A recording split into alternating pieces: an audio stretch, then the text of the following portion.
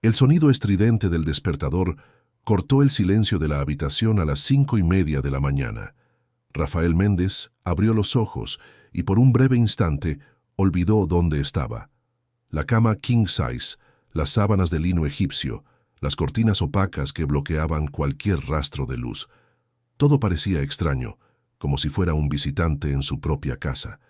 Se levantó mecánicamente, como hacía todos los días desde hacía 2 años, y se dirigió al baño de mármol de Carrara, que más parecía un spa de hotel de 5 estrellas. En el espejo, un hombre de 42 años le devolvía la mirada. Ojeras profundas, cabello negro que comenzaba a encanecer en las sienes, una expresión permanentemente cansada. Rafael Méndez, CEO de TechVision México, una empresa de tecnología valorada en 3,000 millones de pesos, uno de los empresarios más exitosos de la Ciudad de México, en Forbes, en expansión, en todos los rankings de riqueza y poder.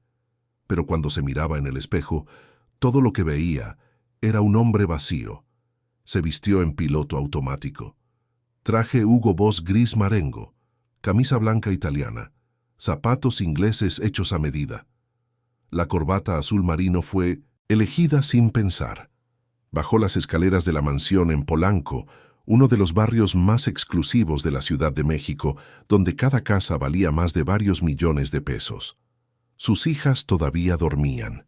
Siempre dormían cuando él salía y ya estaban dormidas cuando volvía. Esa era la rutina desde hacía meses. En la cocina gourmet equipada con electrodomésticos importados que costaban el precio de un coche popular, encontró el café ya preparado por la empleada que llegaba a las 5 de la mañana. Lo tomó rápidamente, sin saborear, revisando los correos electrónicos en el móvil. 63 mensajes nuevos desde la noche anterior. Una reunión en media hora con inversores japoneses. Videoconferencia con la sucursal en Miami a las 10. Almuerzo con el personal de capital de riesgo a la 1.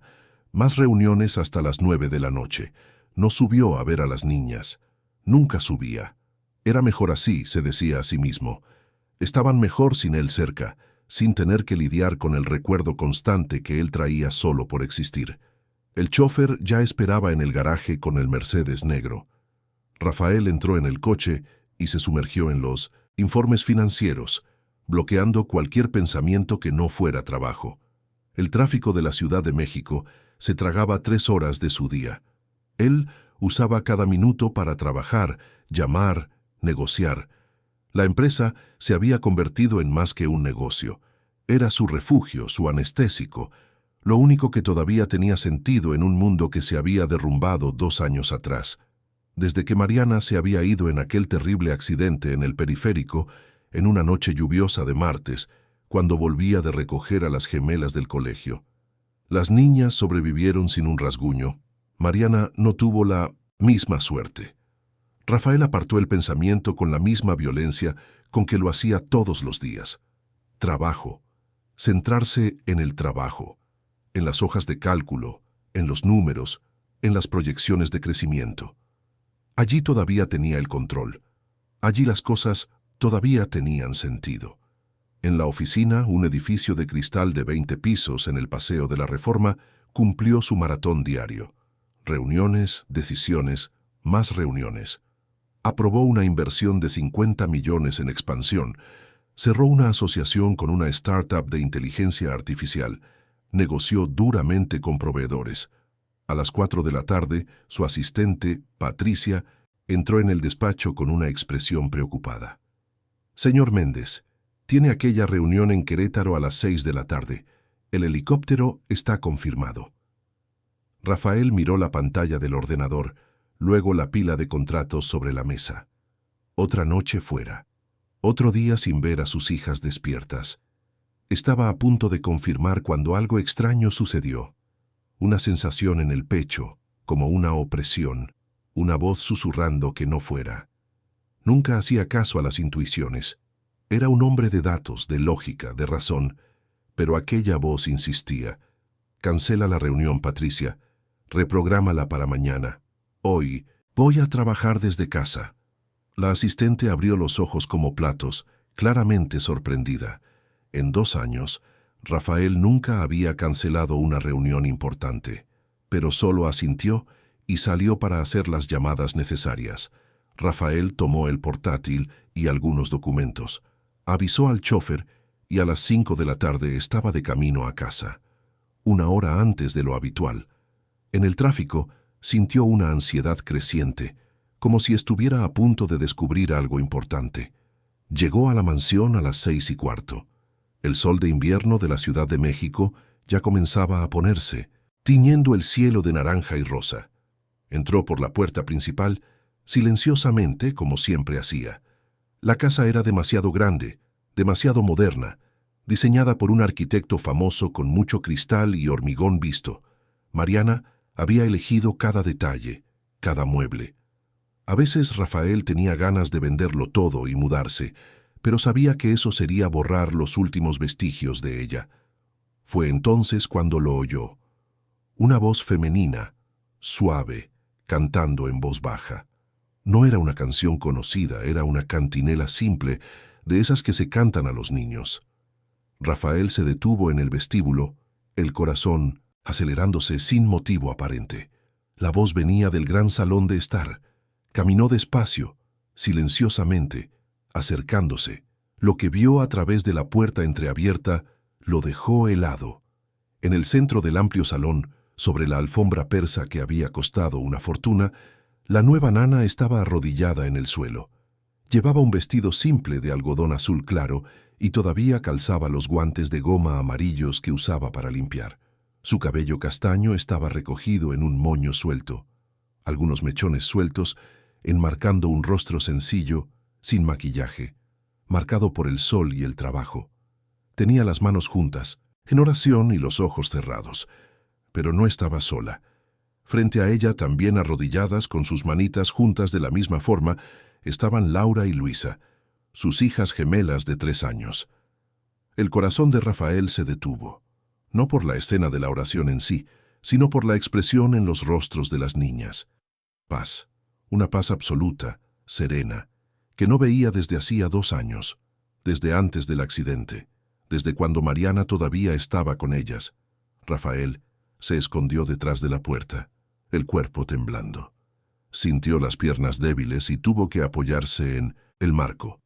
No quería interrumpir aquel momento, no se atrevía, como si cualquier movimiento suyo pudiera romper un hechizo precioso y frágil. «Amén», dijo la nana con su marcado acento de Oaxaca, donde cada vocal cantaba diferente. Las niñas repitieron, sus vocecitas finas resonando en el salón. «Listo, mis angelitos», dijo la nana, abriendo los ojos. «Ahora ya hablamos con Papá Dios y con su mamá».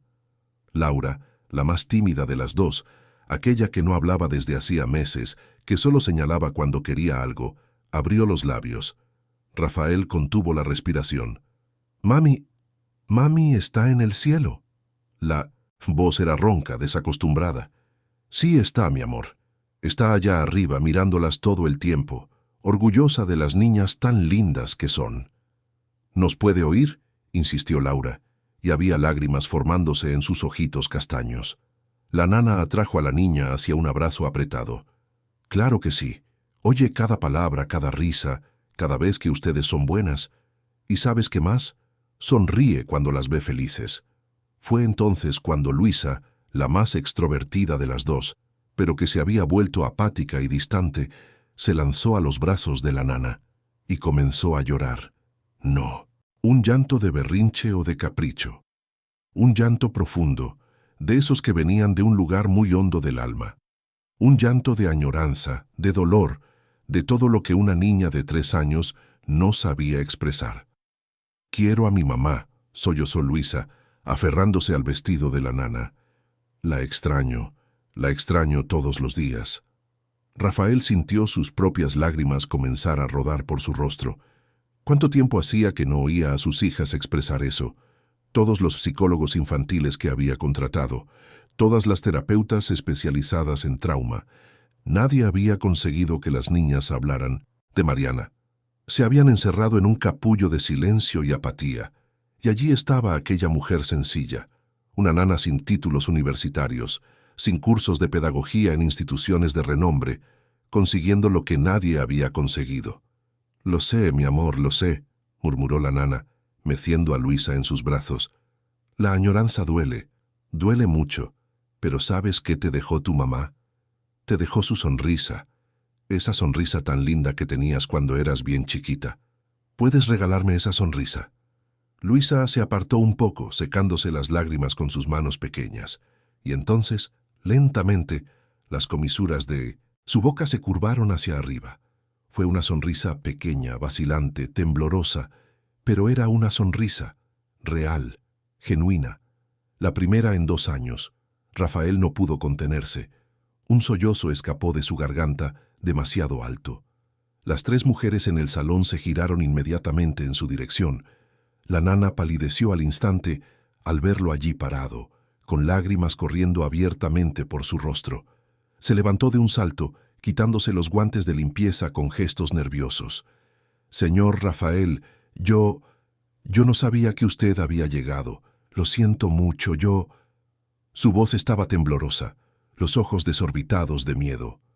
«No, debí haber hecho esto sin pedir permiso. Sé que no es mi lugar enseñarles religión a las niñas, solo pensé que... Pero no tenía derecho. Usted me va a despedir y necesito tanto este trabajo, por favor. Perdóneme, yo... Basta». La voz de Rafael salió ronca, embargada. Entró en el salón secándose el rostro con el dorso de la mano. Las gemelas lo miraban con aquella expresión que él conocía tan bien, distante, como si fuera un extraño que vivía en la misma casa. Eso dolía más que cualquier cosa. Se acercó a la nana, que parecía a punto de desmayarse de nerviosismo. «¿Cómo se llama usted? Discúlpeme, la contraté hace 3 semanas y ni siquiera sé bien su nombre». «María de las Gracias, señor, pero todos me dicen Gracia». Su voz era baja, sumisa. Miraba al suelo, a sus manos, a cualquier lugar menos a él. «Gracia». Rafael respiró hondo. «Míreme, por favor». Ella levantó los ojos lentamente.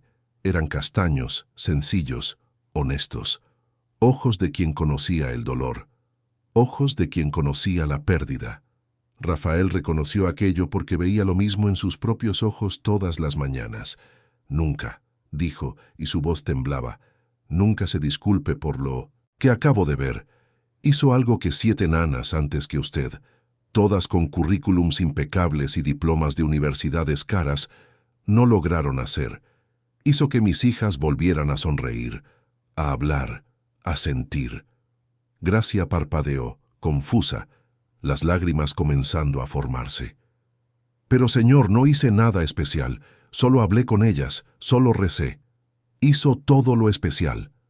Rafael miró a las gemelas, que observaban la conversación con curiosidad. «Necesitamos hablar, esta noche, después de que las niñas se duerman, ¿puede ser?» «Claro, señor Rafael, lo que usted necesite». Él asintió y se giró para salir, pero se detuvo. «¿Y Gracia?» «Gracias, desde el fondo de mi corazón. Gracias». Esa noche, después de que Laura y Luisa fueran acostadas, después de que él les leyera un cuento por primera vez en meses, sintiendo los corazones pequeños latiendo contra el suyo mientras se acurrucaban a su lado, Rafael bajó a la cocina. Gracia estaba allí, sentada a la mesa de madera donde los empleados comían, con las manos entrelazadas, nerviosa. «Siéntese aquí conmigo», dijo Rafael, acercando una silla. «Y cuéntemelo todo. ¿Quién es usted, Gracia? ¿De dónde vino? ¿Cómo logró llegar a mis hijas cuando nadie más pudo?» Y así, en aquella cocina iluminada por la luz suave de las lámparas, mientras la Ciudad de México dormía afuera, Gracia comenzó a contar su historia. Y Rafael entendió que acababa de conocer a alguien que cambiaría su vida para siempre. Gracia miró sus propias manos sobre la mesa, manos encallecidas por el trabajo, uñas cortas y limpias, sin esmalte.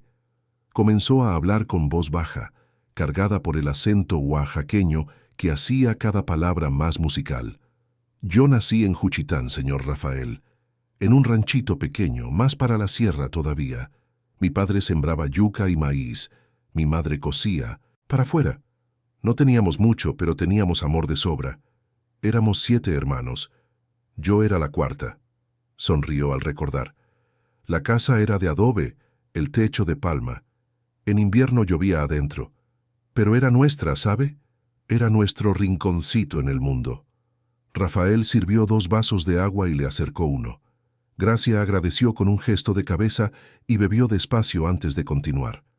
Cuando cumplí 16 años, conocí a Juan Pedro Sánchez. Era de un rancho vecino, trabajaba con su padre en el campo. Era fuerte, trabajador, tenía una sonrisa bonita. Los ojos de Gracia brillaron con el recuerdo. Nos enamoramos de esa manera de la juventud, ¿sabe? Intenso, verdadero. Mi padre no quería al principio, pensaba que yo era muy joven. Pero Juan demostró que era hombre de palabra. Pidió mi mano como se debe, habló con mi padre, prometió cuidarme. Nos casamos cuando yo tenía 18. Fue una fiesta sencilla, en la iglesia del pueblo. Después un baile en el patio de la casa de mis padres. Nos fuimos a vivir a una casita que su padre nos dio, de 2 cuartos nada más, pero era nuestra. Y yo era feliz, señor Rafael, muy feliz. Se detuvo la voz volviéndose más grave. 1 año después nació Pedro. 2 años después, Juanito, mis niños, mis hijos. Rafael se dio cuenta de que usaba el pasado y sintió que el estómago se le encogía. Pedro era igual a su padre, moreno, lleno de energía. Juanito era más calladito, le gustaba dibujar en la tierra con un palito. Eran todo para mí, señor, todo. No teníamos dinero, la vida era difícil, pero cuando los miraba durmiendo, uno a cada lado, pensaba que era la mujer más rica del mundo. Las lágrimas comenzaron a correr silenciosamente por el rostro de Gracia. Rafael se quedó inmóvil, respetando su dolor. Pedro se enfermó primero. Tenía 7 años. Empezó con fiebre, dolor de cabeza, vómito. Pensamos que era una gripe fuerte. Lo llevé al centro de salud del pueblo, pero no había médico ese día. La enfermera le dio un remedio para la fiebre y me dijo que volviera si no mejoraba. Solo que empeoró muy rápido, señor. En 2 días estaba delirando, con el cuello rígido. Conseguimos que nos llevaran a la ciudad más grande, al hospital. Allí lo descubrieron. Meningitis. Rafael cerró los ojos por un momento. Intentaron salvarlo, de verdad que lo intentaron, pero era demasiado tarde. Pedro, él se fue 3 días después, tenía 7 años. Gracia se limpió el rostro con el dorso de la mano. Juan y yo casi nos volvimos locos de dolor, pero teníamos a Juanito, nuestro bebé de 5 años. Teníamos que ser fuertes por él. Enterramos a Pedro en el panteón del pueblo y volvimos a casa, pero la pesadilla no había terminado. Dios santo, murmuró Rafael. 3 semanas después, Juanito empezó con los mismos síntomas. Fiebre, vómito. Esta vez no esperamos. Lo llevamos directo al hospital, pero era lo mismo. Meningitis. Intentaron todo, señor Rafael. Los médicos hicieron todo lo que pudieron, pero no fue suficiente. Mi bebé, mi Juanito, él se fue también, con 5 años. El silencio que cayó sobre la cocina era pesado, denso. Rafael sintió lágrimas quemándole los ojos. 2 hijos. Había perdido a 2 hijos. Después de que enterramos a Juanito al lado de su hermano, yo quise irme con ellos. Quise tirarme al suelo y no levantarme nunca más. Dejé de comer, de hablar, de vivir. Juan no estaba mucho mejor. Éramos 2 muertos vivientes caminando por la casa vacía. Mirábamos los rincones donde jugaban y era como si el mundo se hubiera acabado. ¿Cómo sobrevivieron a eso?, preguntó Rafael con la voz ronca. La fe, señor Rafael. La fe nos salvó. Gracia lo miró con una intensidad que él no esperaba. Yo siempre fui católica, pero era esa fe medio de tradición, ¿sabe? Iba a misa porque todos iban, rezaba porque aprendí con mi madre, pero después de que perdí a mis hijos, o encontraba a Dios de verdad, o me perdía por completo, y elegí encontrarlo. Empecé a ir a la iglesia todos los días, rezaba el rosario, hablaba con Dios, peleaba con Él también. Le preguntaba por qué mis niños, por qué los 2, ¿Qué había hecho yo tan malo para merecer aquello? Y poco a poco, muy despacio, empecé a sentir una paz. Una paz que no tiene sentido, que no es lógica, pero que existe. Empecé a creer que mis niños estaban en un lugar mejor, sin dolor, sin sufrimiento, y que un día me iba a reencontrar con ellos. Juan también se aferró a la fe. Rezábamos juntos todos los días, por la mañana y por la noche, y eso nos mantuvo vivos, Señor. Eso nos dio fuerza para continuar, pero ya no podíamos quedarnos en esa casa, en ese pueblo. Todo nos los recordaba, cada rincón, cada árbol, cada piedra del camino. Rafael entendió perfectamente ese sentimiento. Entonces tomamos una decisión. Íbamos a emigrar a la Ciudad de México. Teníamos un primo de Juan que vivía aquí, trabajaba en la construcción, dijo que había trabajo.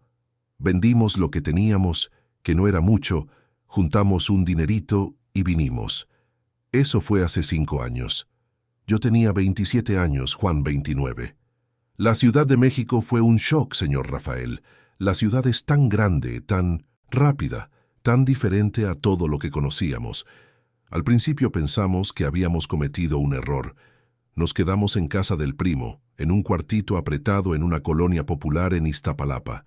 Juan consiguió trabajo en una obra, ganando por día. Yo empecé a trabajar por días, limpiando casas de señoras, lavando ropa, planchando. ¿Era muy diferente de Juchitán?, preguntó Rafael. Era otro mundo, señor. Allá en Oaxaca éramos pobres, pero todos éramos pobres juntos. Aquí veíamos la riqueza enorme de un lado y la pobreza del otro. Yo limpiaba casas que eran del tamaño del rancho entero de mis padres. Veía gente tirando comida que podría alimentar a una familia por una semana. Pero no me estoy quejando, señor. Estoy muy agradecida por todo lo que conseguí aquí. Trabajábamos duro, pero ganábamos más que allá. Logramos alquilar un cuartito solo para nosotros, pequeño pero nuestro. La vida estaba mejorando de a poquito. Gracia bebió más agua, la garganta claramente seca de tanto hablar. Hasta que, hace 6 meses, ocurrió el accidente. Juan estaba trabajando en un edificio de oficinas ahí por la zona de Reforma. Era una obra grande, de 30 pisos. Él trabajaba en el piso 25. Un día estaba montando el andamio exterior, esas plataformas que usan para trabajar en la fachada. Solo que algo salió mal. Nadie sabe bien qué. Una pieza que no estaba bien sujeta, un cable que se rompió. El andamio se desplomó. Rafael sintió que el corazón se le aceleraba. Había 3 hombres en el andamio. 2 no sobrevivieron a la caída. Juan tuvo suerte, si es que se le puede llamar suerte. Cayó encima de una lona que estaba extendida algunos pisos más abajo. La lona amortiguó la caída. Le salvó la vida, pero no le salvó la columna. Quedó paralizado, dijo Rafael en voz baja. De la cintura para abajo. Los médicos dijeron que la médula espinal se dañó mucho. Lo operaron, hicieron todo lo que pudieron, pero el resultado fue ese: silla de ruedas, para siempre.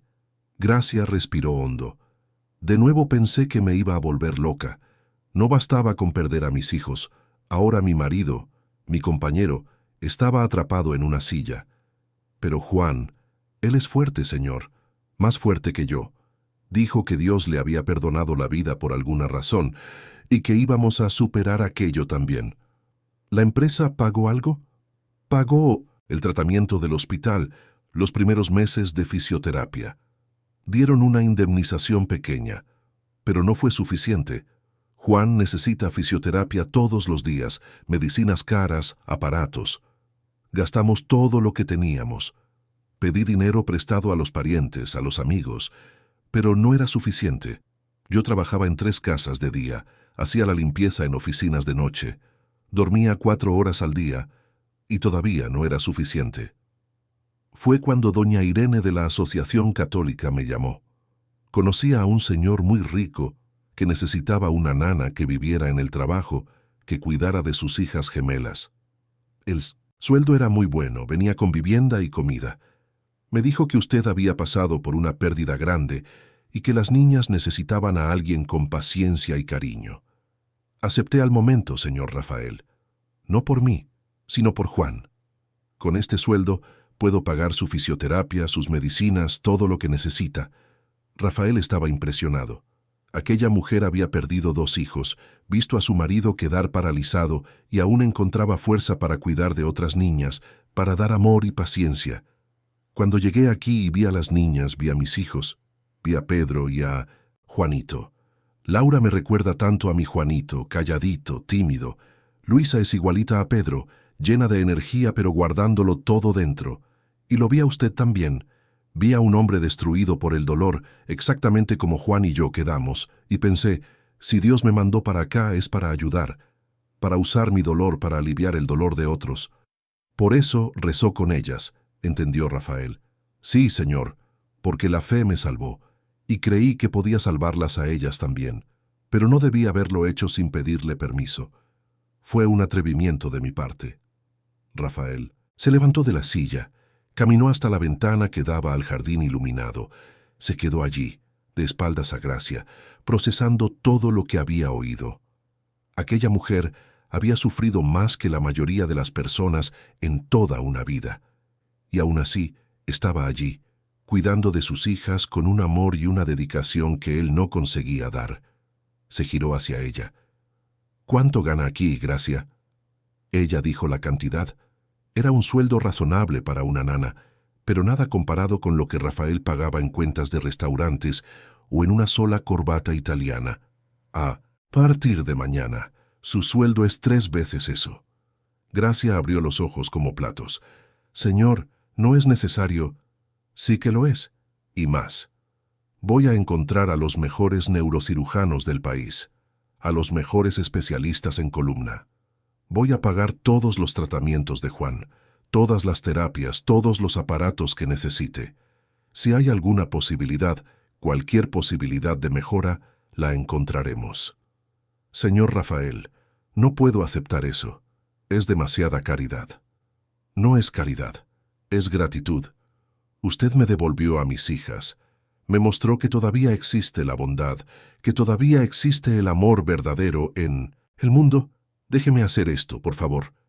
Gracia comenzó a llorar, cubriéndose el rostro con las manos. Rafael se acercó y por primera vez en 2 años tocó a otro ser humano con verdadera empatía. Puso la mano en su hombro. Y hay una cosa más. ¿Dónde está su madre? Todavía está en Juchitán, señor. Vive con mi hermana menor. Quiero traerla para acá, para que viva con nosotros. A las niñas les encantará tener una abuela cerca, y usted merece tener a su madre cerca. Esta casa es demasiado grande, demasiado vacía. Vamos a llenarla de vida de nuevo. Esa noche, Rafael subió a su habitación sintiendo algo que no sentía desde hacía mucho tiempo: esperanza, y una extraña sensación de que Mariana, desde algún lugar, les había enviado a Gracia para salvarlos, para enseñarles a vivir de nuevo. Los 3 meses siguientes transformaron la mansión de Polanco de un mausoleo silencioso en un hogar lleno de vida. El cambio comenzó sutil, casi imperceptible, pero fue ganando fuerza como una planta que finalmente encuentra el sol después de un largo invierno. Rafael comenzó a llegar a casa a las 7 de la noche en lugar de a las 11. Después a las 6:30. Después a las 6. Su asistente, Patricia, casi tuvo un colapso nervioso con los cambios en la agenda, pero él se mantuvo firme. Delegó más responsabilidades a los directores, rechazó compromisos nocturnos, dijo no a cenas de negocios que antes consideraba esenciales. Por primera vez en 2 años, la empresa no era su única prioridad. Laura y Luisa fueron las primeras en notarlo. Al principio, les extrañaba verlo llegar temprano, como si no supieran cómo reaccionar a la presencia de aquel hombre, que era su padre pero que parecía un extraño. Pero Gracia, con su sabiduría simple y profunda, fue construyendo puentes. «Niñas, miren quién llegó, es papá. ¿Vamos a contarle lo que hicimos hoy?», decía con entusiasmo genuino, tomándolas a las 2 de la mano y llevándolas hasta Rafael. Al principio, las niñas solo saludaban tímidamente con la cabeza, pero poco a poco comenzaron a contarles sobre los dibujos que hicieron, sobre el cuento que Gracia les leyó, sobre el pajarito que vieron en el jardín. Y Rafael, hombre acostumbrado a negociar contratos millonarios, a tomar decisiones que afectaban a cientos de empleados, descubrió que no sabía conversar con sus propias hijas. Fue Gracia quien le enseñó. «Usted necesita bajar a su nivel, señor Rafael», le decía amablemente. «Arrodíllese en el suelo, mírelas a los ojitos, pregúnteles por los dibujos, por las muñecas, por lo que les gusta. Los niños necesitan sentir que uno está interesado de verdad». Así aprendió Rafael. Aprendió a sentarse en el suelo de la sala de juegos, incluso con su traje caro. Aprendió a hacer voces graciosas al leer cuentos. Aprendió que a Laura le encantaba cuando él fingía ser un dragón y que Luisa se moría de risa cuando él le hacía cosquillas. Pequeños detalles que un padre debería saber, pero que él había perdido cuando se ahogó en el trabajo y en el dolor. Las comidas se volvieron sagradas. Todas las noches, a las 7:30, los cuatro se sentaban a la mesa de la cocina, no en el inmenso comedor formal. Gracia cocinaba platos sencillos de Oaxaca que a las niñas les encantaron: mole negro, tasajo con nopales, sopa de guías, memelas, platos que Mariana nunca había hecho, que no la recordaban y por eso eran más fáciles de saborear. «Cuéntanos una historia de tu tierra, tía Gracia», pedía Luisa, usando el título cariñoso que le habían dado a la nana. Y Gracia contaba historias del rancho, de las fiestas del pueblo, de su infancia en la sierra. Historias que hacían reír a las niñas e imaginar un mundo completamente diferente al lujo en el que vivían. Rafael se daba cuenta de que aquello era saludable. Sus hijas estaban aprendiendo que existía más en el mundo que mansiones y coches importados. Mientras tanto, Rafael cumplió cada promesa hecha aquella noche en la cocina. Usó todos sus contactos, toda su influencia para encontrar a los mejores especialistas en lesiones medulares. Consiguió una consulta con el fin 907 doctor Enrique Tavares, un neurocirujano de renombre que normalmente tenía meses de lista de espera. Pagó para que Juan fuera llevado en una ambulancia privada hasta el consultorio en el Hospital Ángeles Lomas. Gracia fue con él, por supuesto. Rafael insistió en que se tomara el día libre, pero contrató a una niñera temporal para que se quedara con las gemelas. Cuando ella volvió esa noche, Rafael la esperaba ansioso. «¿Y bien? ¿Qué dijo el doctor?» Los ojos de Gracia brillaban de esperanza mezclada con lágrimas. «Dijo que hay una posibilidad, señor Rafael, una posibilidad pequeña, pero una posibilidad. Existe una cirugía experimental, una técnica nueva que están probando. No garantiza que Juan vuelva a caminar, pero puede darle alguna mejora. Puede hacer que sienta las piernas de nuevo, que tenga algún movimiento. Entonces la haremos». «¿Cuándo?» «El doctor dijo que necesita exámenes primero, resonancias, una evaluación completa. Va a costar muy caro, señor. Me dio un presupuesto y... no me importa el precio. Prográmalo todo. Lo haremos». La cirugía tuvo lugar 6 semanas después. Duró 9 horas. Rafael canceló los compromisos del día y se quedó en el hospital con Gracia, que rezaba el rosario sin parar en la capilla. Cuando el doctor Tavares finalmente salió del quirófano, cansado pero sonriendo discretamente, Gracia casi se desmayó. La cirugía fue un éxito. Logramos hacer el procedimiento completo.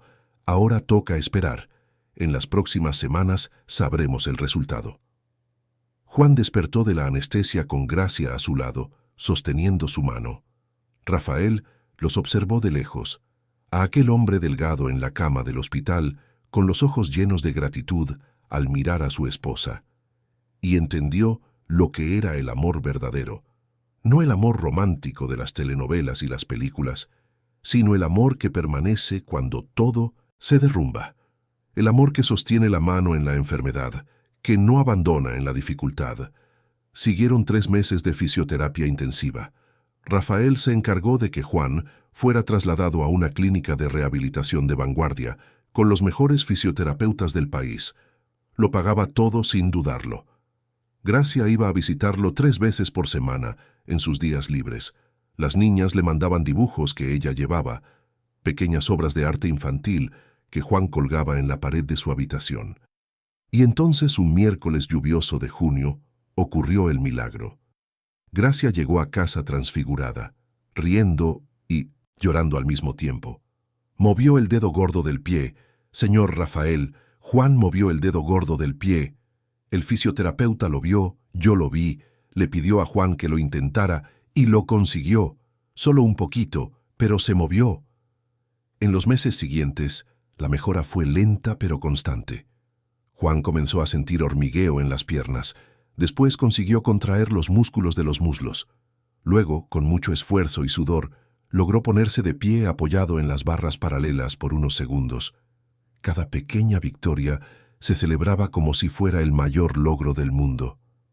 Mientras tanto, otro cambio importante ocurrió. Doña Teresita, la madre de Gracia, llegó de Juchitán. Era una señora de 60 y tantos años, bajita, redondita, con el mismo acento cantado de su hija y una sonrisa constante en el rostro marcado por el sol. Llenó la casa de alegría oaxaqueña.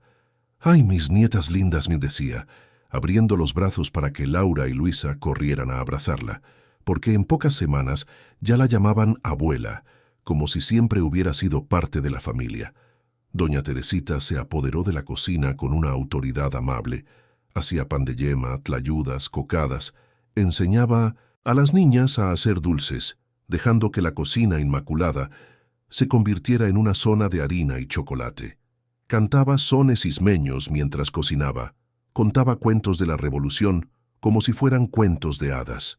Rafael llegaba del trabajo y encontraba la casa llena de olor a comida casera, de risas, de música. Era tan diferente del silencio sepulcral de antes que a veces se detenía en el vestíbulo solo para absorberlo, para creer que era real. Una noche, encontró a Laura y Luisa en su habitación, arrodilladas al lado de la cama, rezando con doña Teresita y Gracia. «Gracias, Diosito, por la abuela Tita. Gracias por la tía Gracia. Gracias por papá que ahora juega con nosotras. Gracias por el tío Juan que está mejorando. Y gracias por mami que nos cuida desde el cielo. Amén». Rafael se quedó parado en la puerta, con el corazón encogido. Mariana.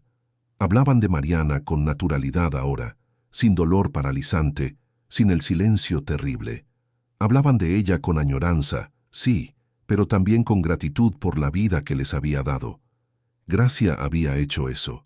Les había enseñado a las niñas a honrar la memoria de su madre sin ser destruidas por ella. Esa noche, después de que todos durmieran, Rafael salió al jardín. Era una noche clara, las estrellas visibles a pesar de la contaminación lumínica de la Ciudad de México. Miró al cielo y por primera vez en 2 años habló con Mariana. «Tú nos la enviaste, ¿verdad? A Gracia. Sabías que estaba perdido, que las niñas estaban perdidas, y enviaste a alguien que pudiera salvarnos, alguien que conocía el dolor como nosotros. Gracias, mi amor. Gracias por seguir cuidándonos, incluso desde lejos». Una brisa suave meció los árboles del jardín, y Rafael sintió una paz que no sentía desde el accidente, como si Mariana estuviera allí, aprobando, sonriendo, feliz de ver a sus hijas volver a sonreír. Él no sabía todavía, en esa noche tranquila, que la prueba más grande estaba por venir, que su corazón, que juzgaba muerto y enterrado junto con Mariana, estaba a punto de despertar de nuevo, y que ese despertar traería complicaciones que jamás podría haber imaginado. Pero por ahora, en ese momento de paz bajo las estrellas, Rafael se permitió simplemente estar agradecido. Agradecido por la vida, por la segunda oportunidad, por la presencia de aquella mujer sencilla de Oaxaca que había devuelto la luz a su casa oscura. El cambio en Rafael fue tan gradual que él mismo no se dio cuenta de cuándo comenzó. Tal vez fue la mañana en que bajó a desayunar y Gracia estaba tarareando en la cocina, con el pelo suelto por primera vez, la luz del sol de la mañana iluminando su rostro sencillo, de una manera que lo hizo detenerse a mirar. Tal vez fue la tarde en que llegó a casa y la encontró en el jardín con las niñas, los 3 riendo mientras intentaban atrapar mariposas, y su corazón dio un salto extraño en el pecho. O tal vez fue acumulándose día tras día, cada vez que ella sonreía, cada vez que su voz suave calmaba a las gemelas, cada vez que la veía rezar con aquella fe inquebrantable. Habían pasado 6 meses desde aquella primera tarde en que la vio orando con sus hijas. 6 meses de transformación, de sanación, de redescubrimientos. Juan progresaba maravillosamente en la fisioterapia. Ya conseguía dar algunos pasos con un andador. Laura y Luisa eran niñas completamente diferentes, sonrientes, habladoras, llenas de vida.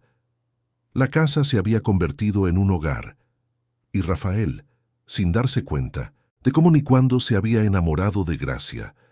El descubrimiento lo golpeó una noche de septiembre, cuando la encontró sola en el jardín después de que todos se hubieran ido a dormir. Estaba arrodillada en el césped, con las manos juntas, rezando en voz baja. La luna llena iluminaba su perfil, y Rafael se quedó allí parado, observando, sintiendo algo inmenso y aterrador crecer en su pecho. No era solo gratitud, aunque había mucha gratitud. No era solo admiración, aunque la admiraba profundamente. Era algo más profundo, más visceral. Era el deseo de protegerla, de verla sonreír, de pasar el resto de su vida a su lado. Era amor, real, verdadero, imposible. Imposible porque estaba casada, imposible porque era su empleada, imposible porque venían de mundos completamente diferentes, imposible porque él no tenía derecho a sentir aquello, pero lo sentía. Rafael volvió al interior de la casa, con el corazón latiendo acelerado, y subió directamente a su habitación. Pasó la noche en vela, luchando consigo mismo. Por primera vez en 2 años, pensó en Mariana no con dolor paralizante, sino con una añoranza suave. Y se preguntó si ella se enfadaría con él por seguir adelante, si lo aprobaría, si era una traición amar de nuevo. «Tú querías que fuera feliz», susurró a la foto de Mariana en la mesita de noche. «Siempre lo dijiste, que si algo te pasaba, yo debía seguir adelante, ser feliz. Pero no sé si puedo, no sé si tengo ese derecho». La foto le sonreía de vuelta, silenciosa. En las semanas siguientes, Rafael intentó ocultar lo que sentía. Se mantenía profesional, distante. Pero era difícil cuando Gracia estaba siempre allí, cuidando de las niñas con tanto amor, llenando la casa de luz. Era difícil cuando ella le sonreía en el desayuno y su día entero mejoraba.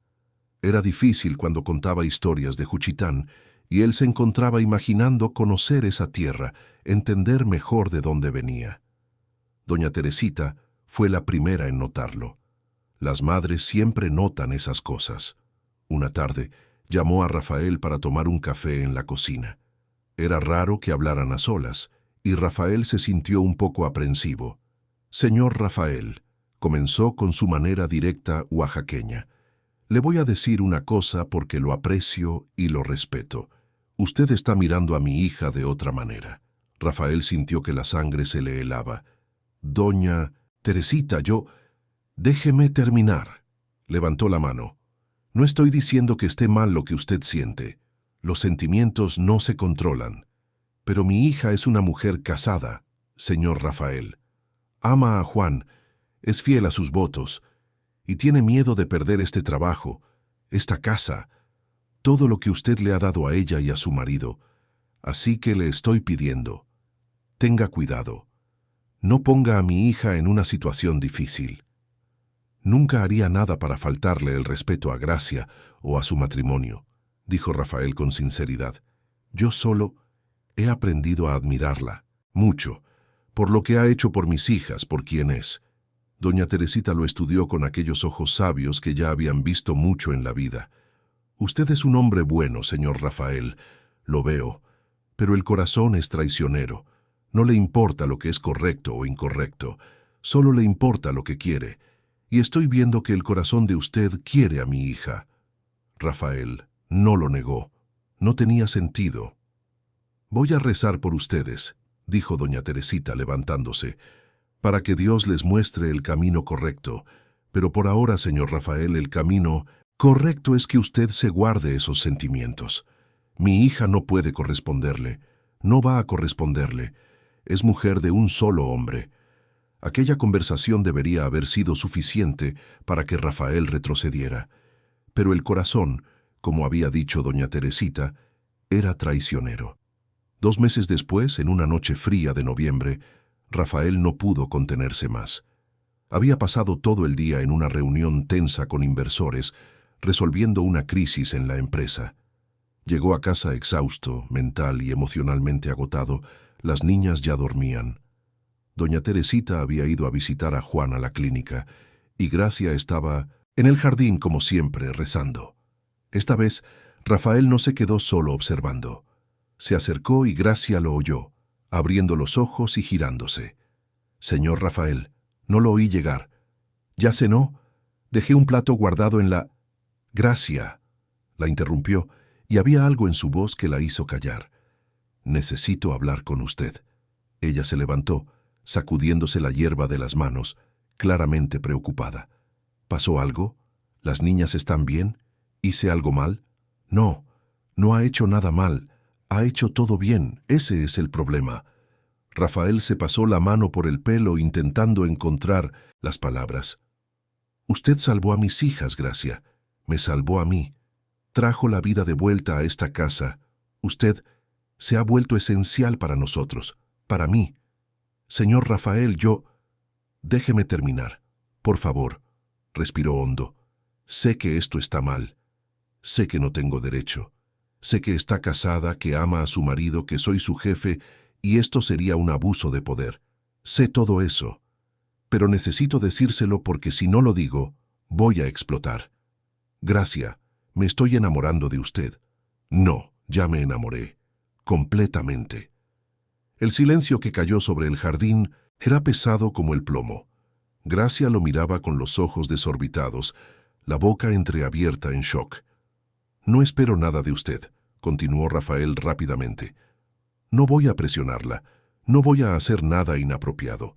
No va a perder su trabajo, su sueldo, nada de lo que le prometí a Juan. Solo necesitaba decírselo porque me está matando guardármelo. Usted me enseñó a vivir de nuevo, Gracia. Me enseñó que el corazón puede sanar. Me mostró lo que es realmente importante en la vida. ¿Cómo no iba a enamorarme de usted?» Lágrimas comenzaron a rodar por el rostro de Gracia. «Señor Rafael, usted no puede decir estas cosas. Usted no puede...» «Sé que no puedo, pero lo he dicho. Soy una mujer casada». Su voz salió en un susurro desesperado. «Hice votos ante Dios. Amo a mi marido, Juan. Él ha sufrido tanto, ha pasado por tanto. ¿Cómo puede usted pedirme que...?» «No estoy pidiendo nada. Solo estoy diciendo la verdad». «Pero usted no entiende». Gracia estaba llorando abiertamente ahora. «Yo soy la nana, señor Rafael. Una inmigrante sin estudios que limpia casas, que vino del campo. Usted es un hombre rico, poderoso, educado. Somos de mundos diferentes. Y aunque no lo fuéramos, estoy casada. No puedo, no voy a traicionar mis votos. No importa lo que yo sienta». Se detuvo abruptamente, cubriéndose la boca con la mano. «¿Lo que usted siente?», preguntó Rafael en voz baja, con el corazón desbocado. «No importa lo que yo sienta», corrigió ella evitando sus ojos, «porque hice una promesa ante Dios, en la alegría y en la tristeza, en la salud y en la enfermedad. No voy a romper esa promesa, señor Rafael, no importa lo difícil que sea». «Entonces siente algo». No era una pregunta. Gracia giró el rostro, las lágrimas brillando, a la luz de la luna. «No cambia nada. Voy a seguir haciendo mi trabajo, cuidando de las niñas, agradecida por todo lo que usted ha hecho por mí y por Juan. Pero esta conversación, no puede volver a pasar. Por favor, señor Rafael, por el bien de todos, no lo haga más difícil de lo que ya es». Salió prácticamente corriendo hacia la casa, dejando a Rafael solo en el jardín. Se dejó caer en el banco de piedra, con la cabeza entre las manos. Había sido un error hablar, un error terrible. Pero al mismo tiempo estaba aquella pequeña confesión suya. «No importa lo que yo sienta». Ella sentía algo. Ella sentía. Pero tenía razón. Estaba casada. Y Rafael nunca, jamás, le pediría que traicionara sus votos. No así. No de esa forma. En los días siguientes, la tensión en la casa era palpable. Gracia evitaba quedarse a solas con Rafael. Doña Teresita los miraba a ambos con preocupación. Las niñas, sensibles como son los niños, se daban cuenta de que algo era diferente, pero no entendían qué. Y entonces, 3 semanas después de aquella conversación en el jardín, sonó el teléfono. Era de la clínica de rehabilitación donde Juan estaba ingresado, y la noticia que dieron haría que todo cambiara de una forma que nadie podría haber previsto. Juan había sufrido un colapso emocional severo. Se negaba a hacer fisioterapia, se negaba a comer, hablaba de rendirse, y exigía ver a Gracia inmediatamente. Era urgente. Rafael insistió en llevar a Gracia a la clínica de rehabilitación. Ella intentó negarse, decir que tomaría un taxi, pero él fue inflexible. Doña Teresita se quedó con las niñas mientras ellos salían en el Mercedes negro, el pesado silencio entre ellos en el asiento trasero. La clínica estaba en la zona oeste de la Ciudad de México, un edificio moderno rodeado de jardines bien cuidados. El doctor Campos, el fisioterapeuta principal de Juan, los esperaba en la recepción con una expresión grave. «Doña Gracia, qué bueno que vino rápido. Juan está pasando por una crisis. Empezó hace 3 días. Se niega a hacer los ejercicios. Apenas está comiendo. Dice que quiere volver a Juchitán, que ya no aguanta más estar aquí». «Pero si iba tan bien», dijo Gracia, con la voz temblorosa. «La semana pasada logró dar 6 pasos sin ayuda. ¿Qué pasó?» El médico intercambió una mirada con Rafael. A veces, cuando los pacientes empiezan a mejorar, se enfrentan a la realidad de cuánto les queda por caminar. Literalmente, en el caso de Juan, es como si tuviera esperanza por primera vez en meses, y eso lo asustara. El miedo a decepcionar, a no lograrlo, a ser una carga. «Él nunca ha sido una carga», susurró Gracia. «Lo sé, pero él no lo ve así. Y hay otra cosa». El médico dudó. «Ha estado hablando mucho de usted, de cómo usted trabaja demasiado, de cómo está siempre cansada cuando viene a visitarlo. Se siente culpable. Puedo verlo. Claro, está en la habitación. Pero, doña Gracia, necesito advertirle, está bastante alterado emocionalmente». Rafael se quedó en la sala de espera mientras Gracia entraba. Miraba por la ventana, viendo los árboles mecerse con el viento, intentando no imaginar lo que estaba sucediendo en esa habitación. Media hora después, Gracia salió. Su rostro estaba pálido, los ojos rojos e hinchados de tanto llorar. «Quiere hablar con usted», dijo, la voz apenas audible. Rafael se sorprendió. «¿Conmigo? ¿Está segura?» «Él lo pidió. Por favor, vaya». La habitación era sencilla pero cómoda, con una cama de hospital, algunas sillas, una ventana grande que daba al jardín. Juan estaba sentado en la silla de ruedas cerca de la ventana, mirando hacia afuera. Era un hombre delgado, de hombros anchos, que antes debían ser musculosos, pero ahora estaban más finos por el tiempo, sin trabajo pesado. Tenía el rostro marcado por el sol, piel morena, pelo negro cortado corto. Cuando se giró hacia Rafael, sus ojos castaños estaban llenos de dolor.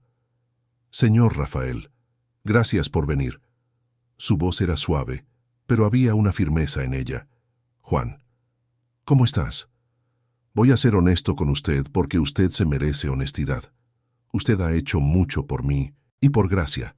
Pagó la cirugía, el tratamiento, está pagando esta clínica cara. Nunca voy a poder devolverle eso. Nunca en la vida. No tienes que devolver nada. Lo hice porque quise, porque mi esposa salvó a sus hijas. Lo sé». Juan respiró hondo. «Pero ya no puedo más, señor Rafael. No aguanto más estar aquí, en esta ciudad, en esta situación. Quiero volver a Juchitán.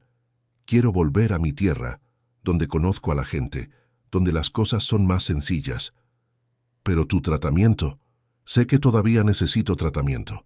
Sé que aquí en la Ciudad de México están los mejores médicos, las mejores clínicas. Pero me estoy convirtiendo en una carga para Gracia. Ella trabaja 18 horas al día, cuida de sus hijas, viene a visitarme, apenas duerme. ¿Y por qué? Por mi culpa, porque me caí de ese andamio y me convertí en un tullido. No eres un tullido, te estás recuperando. Lo estoy, Juan asintió. Pero siempre seré dependiente. Siempre necesitaré ayuda, cuidados. Y he visto la forma en que usted mira a mi esposa, señor Rafael. El silencio que cayó fue absoluto. Rafael sintió que el corazón se le aceleraba. No soy tonto, continuó Juan, sin rabia, solo con una tristeza profunda. Gracia no me cuenta todo, pero lo sé. Lo veo en sus ojos cuando habla de sus hijas, de su casa. Veo que ha encontrado un propósito allí que no tiene conmigo. Y veo que usted, un hombre rico y poderoso, está enamorado de mi esposa. Juan, sé que usted nunca ha hecho nada malo, y sé que Gracia nunca lo haría.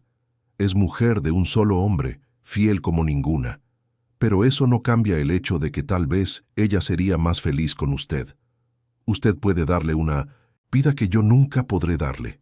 Seguridad, comodidad, una familia. Ella siempre quiso más hijos después de que perdimos a los nuestros. Yo no puedo darle eso. Eso no es verdad. Los médicos dijeron que... Los médicos dicen muchas cosas, señor Rafael, pero la verdad es que estoy atrapado en esta silla, dependiendo de la bondad de otros, siendo una carga. Y ya no quiero eso.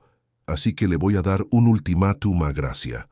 O vuelve conmigo a Juchitán cuando yo esté en condiciones de viajar, y construimos una vida sencilla allá dentro de mis limitaciones. O terminamos el matrimonio aquí y ahora, y cada uno sigue su camino.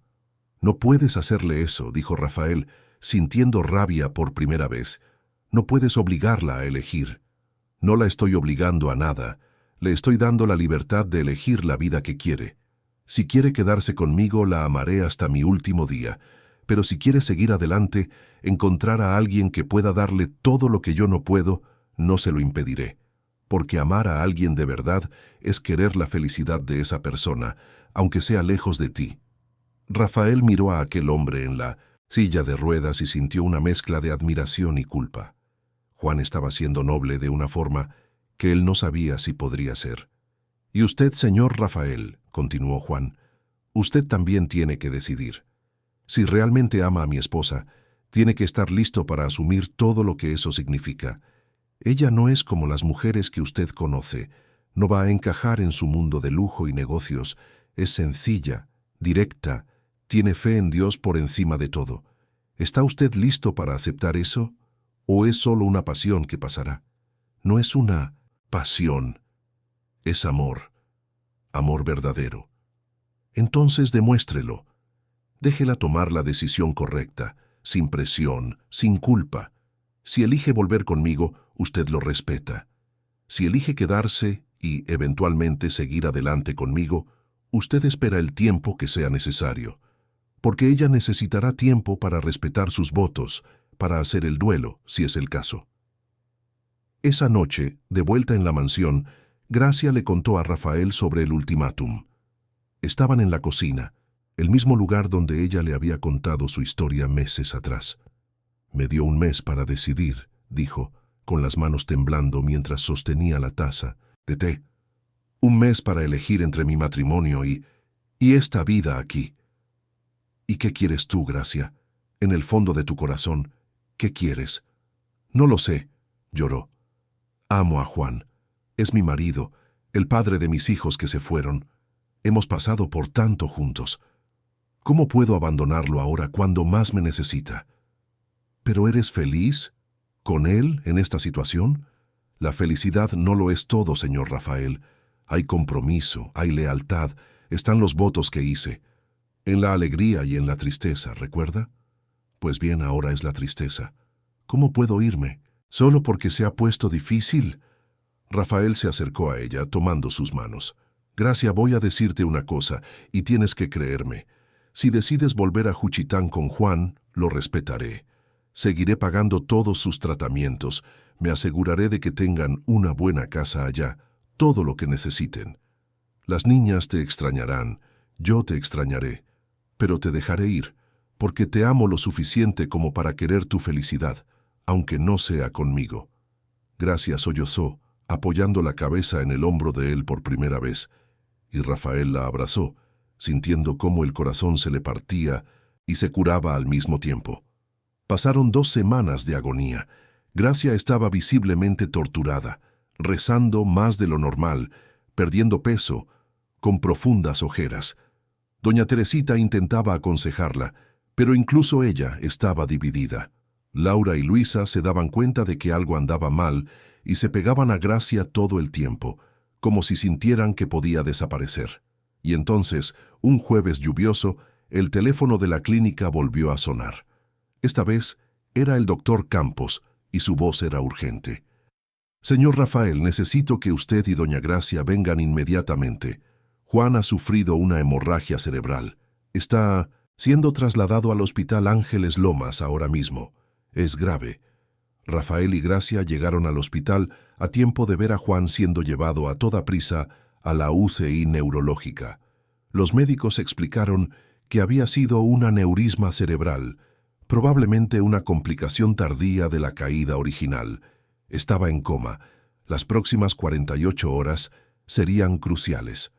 Rafael usó todos sus contactos, trajo a los mejores neurocirujanos del país. Autorizó una cirugía de emergencia que duró 11 horas.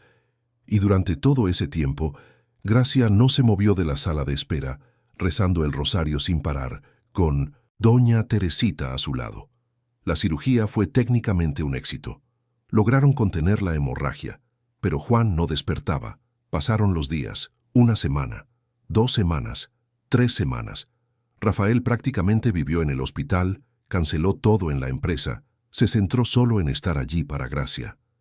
En la 4ª semana, los médicos llamaron a Gracia para una conversación. Rafael fue con ella, sosteniendo su mano. «Doña Gracia», dijo el doctor Tavares con una amabilidad brutal, «necesitamos hablar sobre la realidad de la situación. Los exámenes muestran que la actividad cerebral de Juan es mínima. Está en coma vegetativo, las posibilidades de que despierte son prácticamente inexistentes. E incluso si despertara, los daños al cerebro son extensos. Ya no sería la persona que ustedes conocieron». «Pero está respirando», susurró Gracia. «Su corazón está latiendo». «Porque las máquinas lo están haciendo por él. Doña Gracia eventualmente tendrá que tomar una decisión sobre continuar o no con el soporte vital. No ahora, no todavía, pero en algún momento. Y es una decisión que solo usted puede tomar». Gracia se derrumbó. Rafael la sostuvo mientras lloraba convulsivamente, un llanto que venía de un lugar tan profundo que parecía no tener fin. Y él entendió que, por mucho que la amara, ese dolor no era suyo para cargar, era de ella, y todo lo que podía hacer era estar allí. Esa noche, en la capilla del hospital, Gracia rezó como nunca había rezado, y le pidió a Dios que le mostrara el camino, que le diera la fuerza para hacer lo correcto, aunque fuera la cosa más difícil que hubiera tenido que hacer en su vida. La decisión llegó una madrugada, después de una noche entera de oración. Gracia estaba sola en la capilla del hospital, arrodillada en el banco duro con las manos entrelazadas tan apretadas que los nudillos estaban blancos. La luz débil de las velas, parpadeando en las paredes, creaba sombras danzantes. Y fue allí, en ese silencio sagrado, donde sintió la paz. Una paz que no tenía sentido lógico, pero que llenaba su corazón de una certeza inquebrantable. Juan no volvería. Ya se había ido. Solo el cuerpo permanecía, atado a las máquinas. Y mantenerlo así no era amor, era su miedo a dejarlo ir. Pero él merecía la paz, merecía descansar, merecía reunirse con sus hijos, con Pedro y Juanito, que seguramente lo esperaban. A la mañana siguiente, con doña Teresita y Rafael a su lado, Gracia comunicó su decisión a los médicos. Había un sacerdote presente que le dio la extremaunción a Juan. Doña Teresita rezaba en voz baja. Rafael solo sostenía la mano de Gracia, dándole la fuerza silenciosa que necesitaba.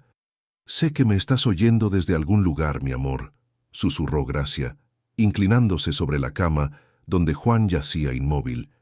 «Y sé que estás cansado, tan cansado de luchar. Así que te voy a dar permiso para irte, Juan. Ve en paz. Ve a encontrar a nuestros niños. Cuídalos hasta que yo llegue. Y un Día cuando Dios quiera, nos volveremos a encontrar. Le besó la frente sintiendo la piel fría, y entonces asintió a los médicos. Apagaron los aparatos lentamente, con respeto. El pitido del monitor cardíaco fue disminuyendo, hasta convertirse en una línea recta y un sonido continuo. Juan Pedro Sánchez se había ido. Rafael se encargó de todo, como había prometido. Organizó el transporte del cuerpo a Juchitán, pagó un funeral digno, se aseguró de que Juan fuera enterrado junto a sus 2 hijos, en el panteón del pueblo donde habían nacido. Gracia quiso ir sola con doña Teresita, y Rafael lo respetó. Necesitaba tiempo para despedirse, para honrar la memoria de su marido lejos de todo lo que representaba su futuro. Se quedó 3 semanas en Juchitán. Rafael le enviaba mensajes diarios, solo preguntando si estaba todo bien, sin presionar nunca. Las gemelas hacían dibujos que él fotografiaba y le enviaba. «Abuela Tita, te extrañamos», escribían con letras torcidas. Cuando Gracia finalmente regresó a la Ciudad de México, era diferente, más ligera de alguna manera, como si hubiera dejado un peso en Oaxaca. Doña Teresita la abrazó con fuerza en el aeropuerto. Laura y Luisa corrieron a sus brazos, llorando, de alegría. Y Rafael solo observó desde lejos, dándole su espacio. Esa noche, después de que las niñas se durmieran, Gracia lo buscó en su despacho. «Necesito contarte una cosa», dijo, sentándose en la silla frente a su escritorio. «En las últimas semanas antes del aneurisma, cuando Juan me dio ese ultimátum, me contó algo.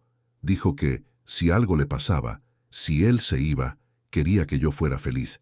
Dijo que eras un buen hombre y que yo merecía a alguien que me amara de verdad». Rafael sintió un nudo en la garganta. «Me dio permiso, Rafael, antes de que todo pasara. Él ya me había dado permiso, como si lo supiera, como si lo presintiera». Las lágrimas corrían por su rostro. Quería que yo viviera, que no me enterrara con él. «Gracia, déjame terminar. Pasé estas 3 semanas en Juchitán, rezando, pensando, hablando con Dios, y entendí que la vida es un regalo, Rafael, un regalo corto y precioso. Perdí a mis 2 hijos, perdí a mi marido, pasé por tanto dolor, pero Dios me trajo hasta ti, hasta esta casa, hasta estas niñas, y no creo que fuera un accidente, creo que fue un propósito. Yo también lo creo. Pero necesito tiempo, necesito respetar la memoria de Juan, hacer el duelo como se debe. No puedo simplemente pasar de una vida a otra como si nada hubiera pasado. ¿Entiendes? Entiendo, y voy a esperar. El tiempo que necesites. ¿Lo prometes? Lo prometo. 1 año, 2, 5. No importa. Vales la espera, Gracia. Siempre lo has valido. Y así pasó el tiempo. 1 año lento y respetuoso. Gracia continuó cuidando de las gemelas, que siguieron creciendo, aprendiendo, floreciendo. Rafael continuó transformando su vida, dedicando más tiempo a la familia, menos a los negocios. Creó programas sociales en TechVision, México, para ayudar a inmigrantes como Gracia, ofreciendo empleos, capacitación, oportunidades. Él y Gracia eran amigos, hablaban de todo, compartían comidas con las niñas y doña Teresita reían juntos, pero mantenían una distancia respetuosa, una frontera invisible que ambos honraban. Y entonces, una tarde de primavera, exactamente 1 año después del fallecimiento de Juan, Gracia buscó a Rafael en el jardín donde todo había comenzado. «Rafael», dijo, usando su primer nombre sin el Señor por primera vez, «he estado pensando mucho, rezando mucho, y creo que he llegado a un lugar de paz. Honré la memoria de Juan. Hice mi duelo. Recordé todo lo que vivimos juntos, lo bueno y lo malo, y estoy lista». «¿Lista para qué?» «Para intentarlo, para ver si lo que sentimos puede convertirse en algo real, en algo duradero. Si todavía quieres, claro». Rafael sintió que el corazón le explotaba de alegría. «Si todavía quiero. Gracia, te amo desde aquella primera tarde cuando te vi rezando con las niñas. No he dejado de amarte ni un solo día. Entonces tenemos que hacer las cosas bien, despacio, con respeto, Quiero ser tu novia, conocerte más allá del jefe, más allá del padre de las niñas que cuido. Quiero entender quién eres de verdad. Y eso fue lo que hicieron. Un cortejo lento y a la antigua, como en los tiempos de doña Teresita. Rafael llevaba a Gracia a cenar a restaurantes sencillos que ella elegía, no a los lugares caros y sofisticados que él frecuentaba. Iban al cine, caminaban por el bosque de Chapultepec, veían el atardecer en algún mirador, conversaban durante horas sobre todo y sobre nada. Las gemelas observaban con creciente curiosidad. «Papá quiere a la tía Gracia», le dijo Luisa un día a su hermana. Sonríe diferente cuando ella está cerca. «Y la tía Gracia también lo quiere a él», asintió Laura con una sabiduría que superaba sus 5 años. «¿Crees que se van a casar?» Doña Teresita reía. «Dios escribe derecho con renglones torcidos, mis nietas. Solo hay que tener fe y paciencia». Pasaron otros 6 meses. Rafael llevó a Gracia a conocer Juchitán, a conocer sus raíces, a visitar la tumba de Juan y de los niños. Puso flores en las 3 tumbas y agradeció silenciosamente a Juan por haber amado a Gracia tan bien, por haber sido un hombre tan noble. Gracia llevó a Rafael a conocer a su familia, a sus hermanos, los ranchos donde había crecido. Él, CEO millonario acostumbrado a hoteles de 5 estrellas, durmió en una hamaca en una sencilla casa de adobe, comió pollo de rancho criado en el patio, conversó con gente que apenas sabía quién era y no se preocupaba por su fortuna. «Aquí es donde naciste», dijo mirando el paisaje árido y hermoso de la sierra. «De aquí vienes, y es hermoso, Gracia. Todo en esta tierra es honesto y verdadero, como tú». 2 años después de la partida de Juan, en una noche de verano en la Ciudad de México, Rafael preparó una sorpresa. Llenó el jardín de velas, puso música suave.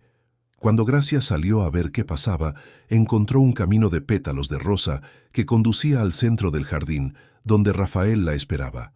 Laura y Luisa también estaban allí, con vestidos blancos, sosteniendo una pancarta pintada a mano que decía: «Cásate con nosotros, tía Gracia». Doña Teresita lloraba de emoción en un rincón. Rafael se arrodilló, no con el traje caro de siempre, sino con una sencilla camisa de lino que Gracia le había comprado en un mercado de Juchitán. En la mano, una caja con un anillo, sencillo, sin diamantes enormes ni ostentación, solo una alianza de oro blanco con una inscripción: 2 corazones sanados por el amor. «Gracia, me enseñaste que la riqueza no se mide en dinero, sino en amor. Me devolviste a mis hijas, me enseñaste a ser padre de nuevo. Me mostraste que el corazón puede sanar, incluso después de las peores pérdidas. Te amo con todo lo que soy, con todo lo que tengo. Y quiero pasar el resto de mi vida demostrándotelo. ¿Te casas conmigo?» Gracia lloraba, reía, temblaba. «Sí, 1000 veces sí». Las niñas gritaron de alegría, corriendo a abrazarlos.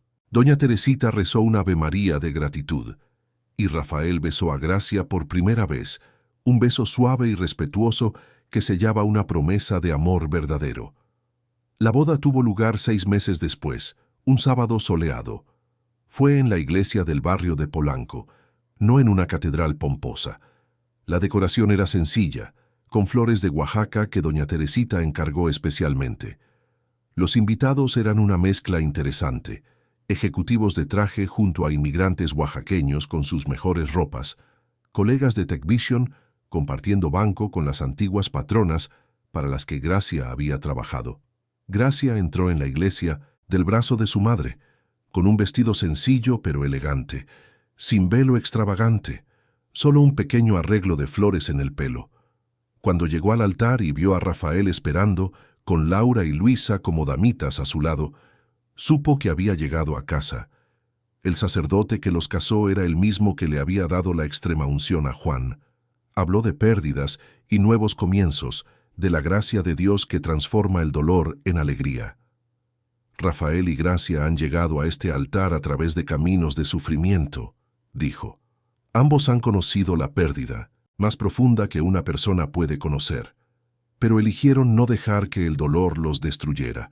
Eligieron la fe, eligieron el amor, eligieron la vida.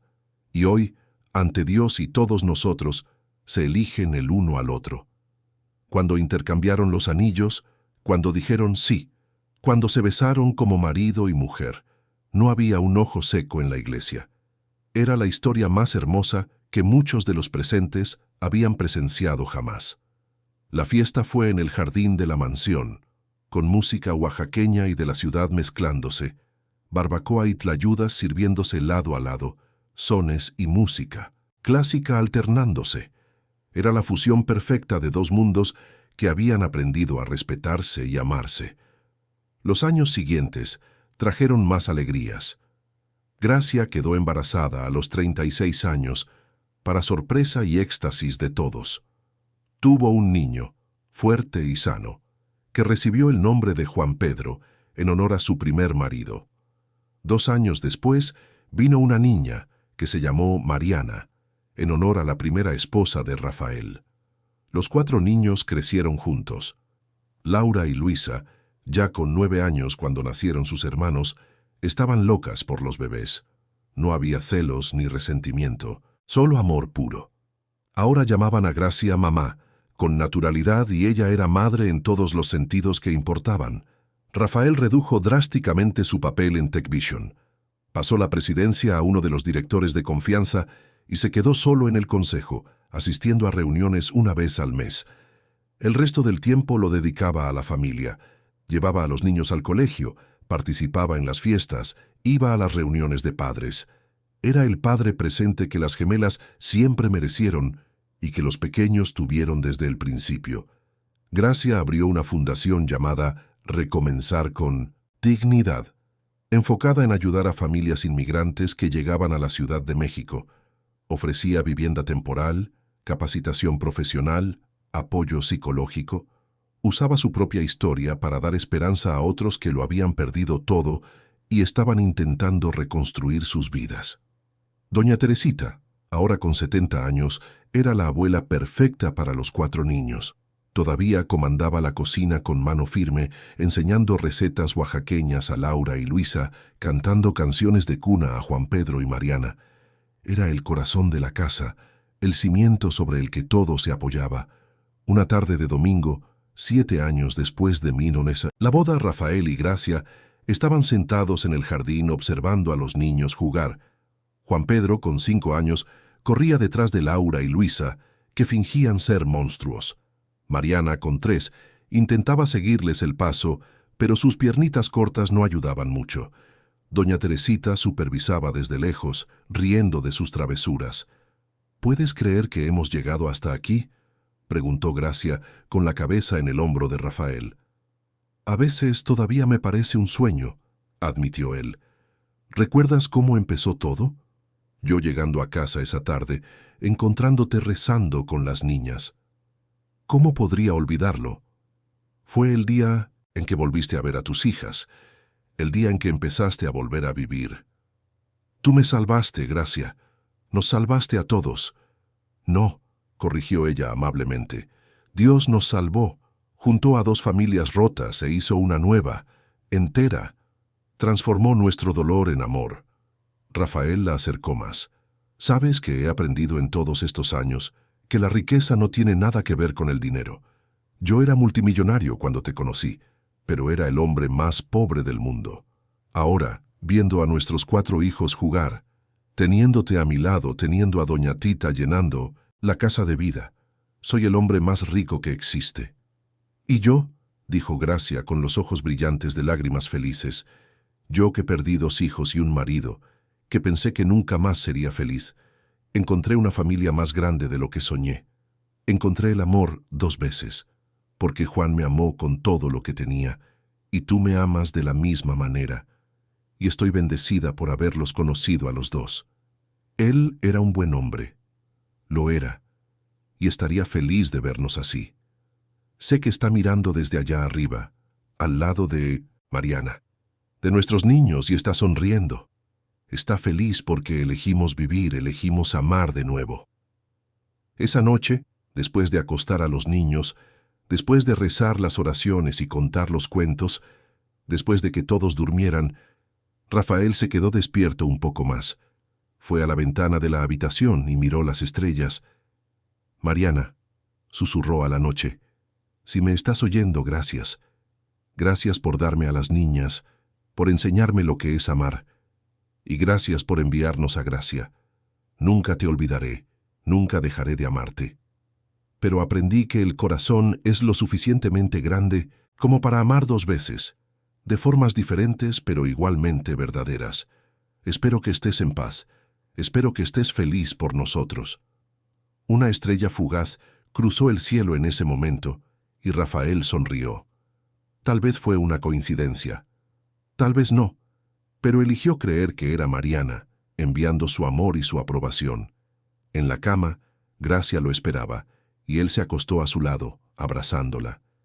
Y se durmieron juntos, dos corazones sanados por el amor, dos almas que encontraron la luz después de la oscuridad más profunda.